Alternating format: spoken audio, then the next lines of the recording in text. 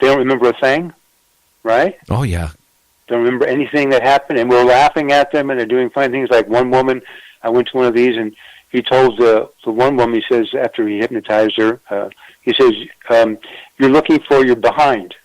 You can't find your behind. And she goes all over the stage looking for her behind, and people are just, cracking up and laughing. And when she finally comes out of it, he says, did you find your behind? She goes, huh? Yeah, and there's some more snickers at the end of that.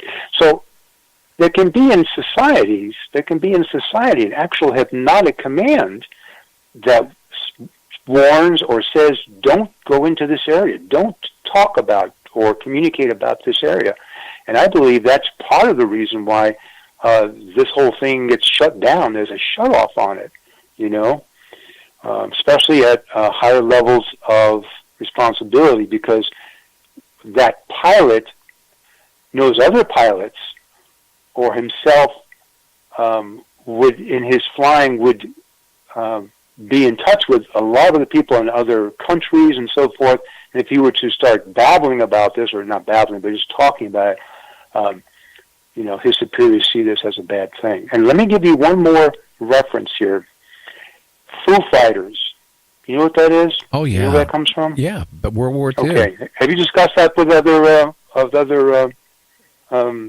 guests on your show? I've had one person touch lightly on it. What did you learn from that discussion with that guest about Foo Fighters? What I learned was that he was talking about during World War II. He was talking about like with the Luftwaffe, attacking, and all of a sudden, during an attack, a UFO would be in the background. Yeah, very small, and several of them, not just one. And Hitler and his cronies were trying to get a technology. They were thinking they would capture one, and they would get the technology because these things would just dart everywhere. They couldn't even follow them visually, let alone, tactically. They were after to capture one, and I've seen some documentaries on TV, and I've seen some things on YouTube, but I don't validate them. I just think they're a little bit too much. That a large one was captured at one time in Germany back in the 40s. But the Foo Fighters, those are real, because not only did the Luftwaffe see them, but American fighter pilots also reported these little things. And that's what they are. Yeah, and it was no way, too. They're little spaceships. They're little saucers. They're little... And may I just suggest to your audience a book I just came across. I somehow have this knack for learning about or pulling in books and references. It's called Saucer, Savage Planet by Stephen Kuntz, Coonts, a marvelous story about saucers, about again, interestingly enough, a stranded alien on this planet. And in it he talks about the mothership is way far above Earth, and it sends drones and smaller little ships to go out and do what? Same thing our drones that we've developed to do. Reconnaissance. It's reconnaissance. They send these they're looking around for things to take pictures of or audio of. And of course, in this book, he talks about sampling DNA and harvesting DNA because the inhabitants of their planet can't produce children anymore, so they're trying to get an answer to that and find out how to get that going again before the entire planet dies out. Excellent book. It's called Saucer, Savage Planet. Well, I do believe that we are definitely being visited. One of the guests, Timothy Cullen, was abducted and had an implant, which Dr. Roger Lear removed. I got an image of the implant. When it was sent out to be analyzed, it had some silver in it, but the silver ingredient was nothing that could be compounded on Earth. That's what the report said. Yeah. And then it was some other That's the usual. Yeah, and then it was some other type of whatever in it that it could not have been formed on Earth. And, that was in his arm, if I remember. Yeah. That's right. Now, I want to also caution your listeners, if you do go looking for, if you're the kind of person that has a telescope, or you're the next greatest photographer with your iPhone, because they do have great pictures now. They take terrific pictures. I caution you that if you do actually get close enough to a UFO, within, I would say, blocks, there's this possibility. See, not all visitors are, how should I say, benign. Most of them are benign. Most of them are pretty cool I think they're pretty cool cats. But there's a group of them that I wouldn't mess with. And maybe that's what's gotten people, a little bit worried or, anxious about being visited, because some of them don't have good intentions. A small percentage, just like us, just like our society. You got the criminals, and you got the people that are hardworking and trying to keep their nose clean and make a go of it. So best thing to do is just to take a picture and go home.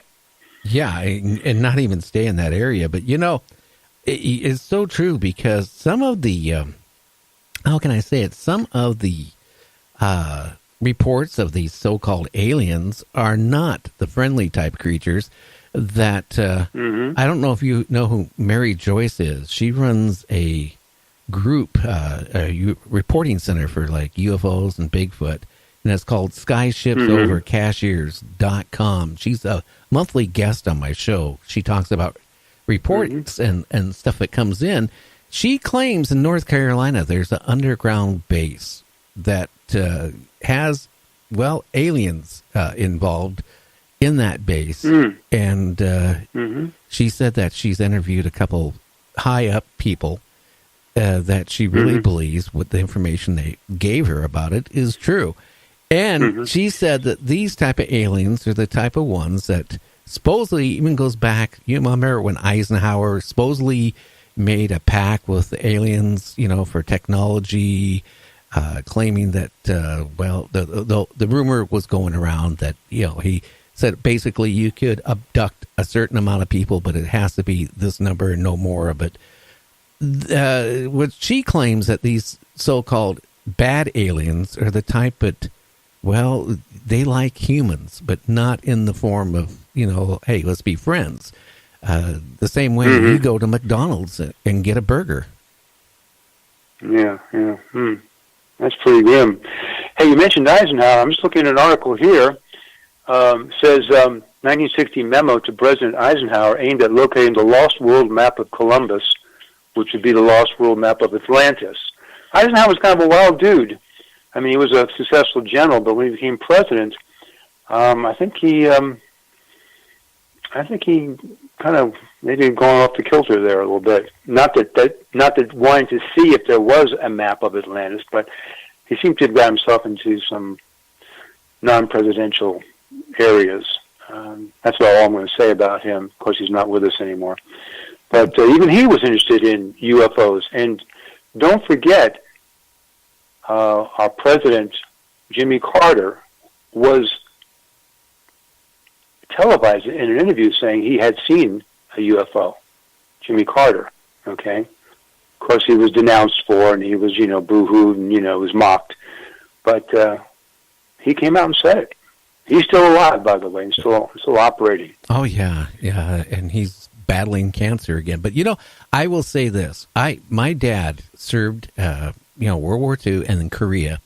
And while he's waiting to get discharged in Korea, he made a very good friend, the actor James Gardner. You remember the TV show Rockford Files? Mm-hmm. Okay. Mm-hmm. Sure do. When I was a little kid, I didn't know who James Gardner was. And like every summer, he would come up for about a week and, it'd visit my dad. And they go out and whatever they would do, run around in the Seattle area. And, when I got older, I kind of recognized because I started watching, the reruns of Maverick. And I go, oh, my God. I said to my dad, is that your friend? He goes, yeah, that's my friend. Anyway, I got to know, as I got older, James really good. And, I really had an infatuation with Ronald Reagan. And at that time, I think I was like about 15 or 16. I can't remember my age exactly. Ronald Reagan had this thing where young people could call up and talk to him once a month on national radio and ask the president questions. Well, anyway, my dad's friend got a hold of, because I guess he was good friends with Reagan, and Reagan called me to be on a show, and he talked to me for about 5 minutes. And we just talked about general, questions, asking what's it like to be a president and stuff like that. Well, anyway, after the show, I got a phone call, from the president, Mr. Reagan. And we talked maybe for 45 minutes, just talked about things. And then I talked to him, numerous times, or several times after that, off and on. And one time I asked him, about the Star Wars and all this stuff that they were really trying to push. And it was funny. He was in the conference, and he had a tendency of slipping up and telling people what was on his mind. And I remember the conversation we were talking, and I said, well, is that going to, protect us against Russia? Because if you remember at one point, he was on national news, and he didn't realize the microphone was on, and he kind of joked around. He goes, let's nuke Russia. And it went over national, TV and radio and all that, his little comment. I kind of made the remark. I said, is this really to protect, us from a nuclear war with Russia? And he goes, no, it's for them out there. And then he wouldn't say another word about it. Yeah. Yep. I hear you. So that really, I didn't think much of it being young until I got older, and then all of a sudden, I started thinking that little comment he made, kind of made me wonder, like, out there, them, what's that mean? And then I started realizing, well, maybe he's talking about those people, the UFOs, aliens, or whatever. Hey, can I take a moment and read this little thing from Plato? Yeah, about please. Atlantis? Yeah, go ahead. Okay. This is from one of his works called Critias, Critias, Critias, which is basically a personality that he uses to argue back and forth about life and about various things. It says here in the middle of this conversation, let me begin by observing, first of all, that 9,000 was the sum of years which had elapsed since the war, which was said to have taken place between those who dwelt outside the pillars of Hercules, or Heracles, it's pronounced properly, and all who dwelt within them. This war I am going to describe. Of the combatants on the one side, the city of Athens was reported to have been the leader and to have fought out the war. The combatants on the other side were commanded by the kings of Atlantis, which, as we're saying, was an island greater in extent than Libya and Asia. I want you to make note of that. Greater in extent than Libya and Asia. You know how big they are. And when afterwards sunk by an earthquake, became an impassable barrier of mud to voyagers sailing from hence to any part of the ocean.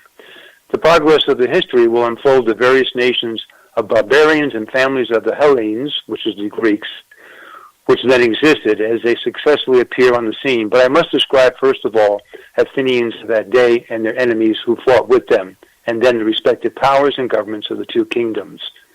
And then he proceeds and do that. So that's his reference to Atlantis. Now, they're speculating now. Now, you know how things go on the internet. You take everything with a grain of, salt, or sand or whatever you want to say. But, as Antarctica is starting to break up and melt, there's some scientists starting to say, well, maybe that's where Atlantis is, because that was a continent and that got froze over. What's your feeling about that? Well, let me clarify something. If you Google Columbus, the explorer Columbus, discovered America, didn't really, Vikings did. Columbus's map of Atlantis, you put that in the Google search or in Bing, you're going to come up with several citations. And if you look carefully, there's one that shows a map, and it's of South America as being Atlantis. Now, South America, as you know, is the closest continent to Antarctica. So you go back tens, 20s of thousands of years, it very likely could have been that there was a landmass between the two even. Remember, it says greater in extent than Libya and Asia. That's what Atlantis was. It was no small place. It was very, very, very large. That's all I'm going to say on that.